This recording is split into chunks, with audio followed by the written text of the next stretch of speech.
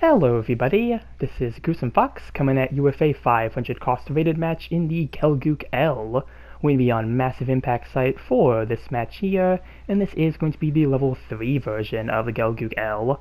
This is a variant of the Gelgoog that comes from Mobile Suit Gundam UC Engage, and it did get its start in GBO2 as a clan reward, which seems to be the unfortunate case for a lot of lower cost Engage suits these days. They tend to end up as clan rewards, and the Gelgoog L here, it was added as a 400 cost general unit.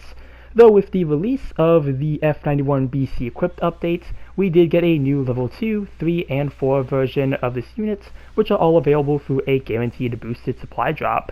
Though for the level 3 version of the Gelgoog L I have here, I actually got this from the free Springfest pool that they are doing, so you are still able to get this unit through doing normal pools, which is always really nice.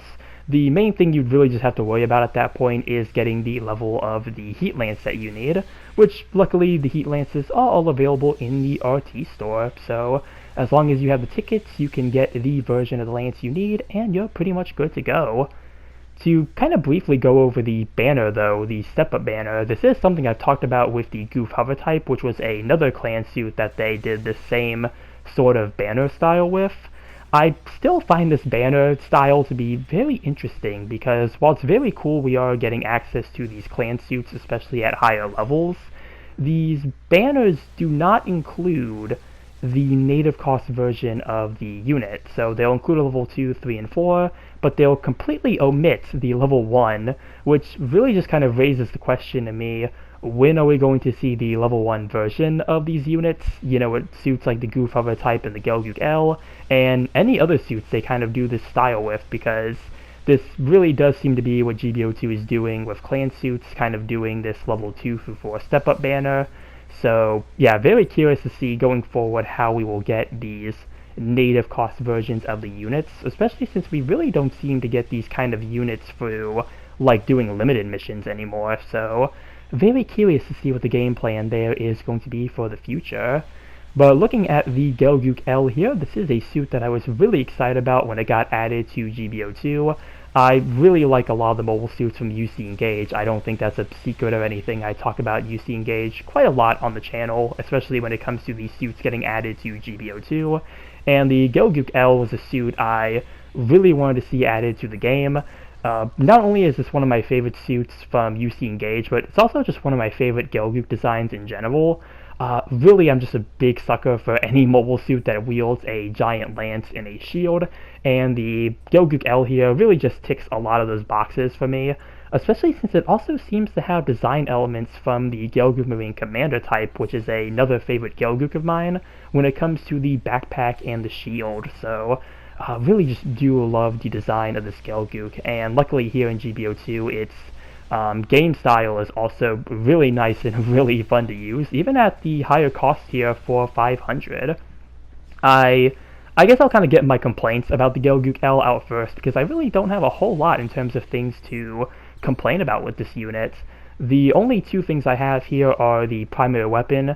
Your only primary with this suit is the high mobility Gelgoog rocket launcher, and it kind of fits this suit because it is more of a close range rocket launcher, but I've never really been a big fan of this rocket launcher. I really wish we could use like the giant bazooka or the Gelgoog beam rifle on this suit, but I do understand that, you know, it is to more fit the playstyle of this unit, and also in UC Engage, the Gelgoog L really doesn't have anything besides its Heat Lance, so this is one of those cases where they kind of have to make up a loadout to kind of get it to work here in GBO2, which is absolutely fine. Again, we'll just love some other options for the primary there. And the other thing too is the thrusters on this unit. The thrusters and kind of like boosting in general is a really big part of the Gelgoog L because of the assault stance skill, and I really wish, at least at higher costs, they gave us a bit more thrusters to work with. I think I have a pretty decent thruster build on this unit, but even then I still feel like I sometimes run out of thrusters a little too quickly, so again, that might be something that might be a bit more of a balancing, and maybe that's just more of a nitpick on my end. Really, I think both of these complaints I have are really more like personal nitpicks than anything, because other than that, I really do love the Gelgoog L here as it is showed in GBO2. Really like the Heat Lance. You only get one swing with it, but most of your melee attacks are very similar to the Gian, and yeah, you can do quite a lot of damage with this Heat Lance, especially against raid units. You are able to really dish out a lot of damage, even to generals too. Like I think sometimes in this match I get like 7,000, over 7,000 damage against some generals. So yeah, really do love the Heat Lance. The melee is definitely a big part of this unit. But on top of the bazooka, they do also give you some other really nice range weapons to work with. You do have an MMP-80 machine gun as a sub-weapon, and instead of being a normal rapid fire, this one actually has a burst fire instead, and this is really good for getting accumulation staggers. And you do also have the grenade launcher on the machine gun as well, which is another instant stun for you to use on top of the rocket launcher. And you do also have a pair of hand grenades as well, so, something to throw in if you want to get some extra damage, or maybe somebody is behind a wall and you cannot reach them. So, always nice to have an extra pair of grenades at your disposal in case you need them. And you do also have that big shield that I mentioned. Yeah, big shield, really good for defense. So, really in terms of loadouts, really do think the Gelgoog L has a really nice thing going for it. Again, especially more built towards that just kind of doing melee damage with the lance there. Definitely a more melee-oriented general unit here. And you do also have the assault stance skill, which pairs with the heat lance. And when you are boosting forward, yeah, you will gain increased speed, and if you ram into somebody, you will do damage to them. I believe you also gain a resistance to stagger.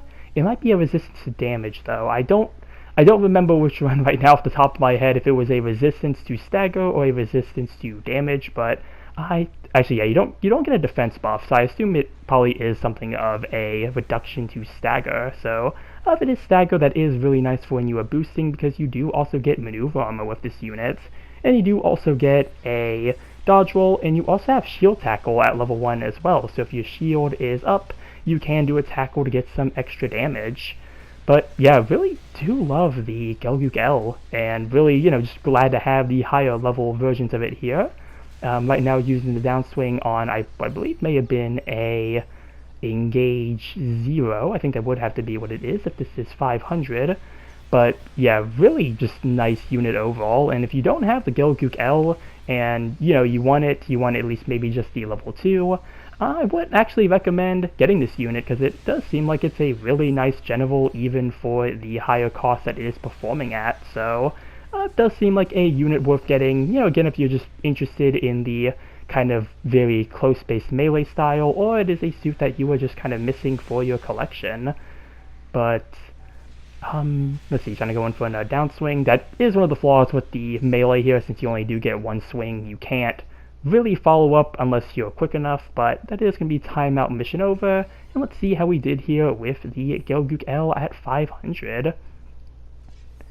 And yep, did get first in individual and did beat my rival. And looking at the score here after sending some praises, yeah, first place with 8 kills and 2 losses, so not too bad there with the Gelgoog L. Third place in damage, and yeah, again, just really good suit if you can really go in and kind of make use of the melee with the lance. That is probably its biggest weakness, though, is that it is so melee oriented. If the enemy team has a really good support or just a really good range unit, it can be kind of hard to really get in without taking too much damage. That is kind of like the biggest risk to the Gelgoog L here. But other than that, really good general, just really good unit overall, and again, just a really cool variant of the Gelgoog, I would say. So I would recommend getting it, again, if you are interested in it and you want to spend the tokens on the guaranteed boost supply drop. If you're saving your tokens and this isn't a suit that you're very much interested in, you can always skip it. I do find these suits to be kind of easy to get afterwards. I've gotten all the levels of the Gouf Hover Type after its step-up banner, so I feel like with the Gelgoog L here, depending on how your luck is, it might be also very easy to get the other levels of this unit as well. But it is going to be everything I have to say here for the Gelgoog L.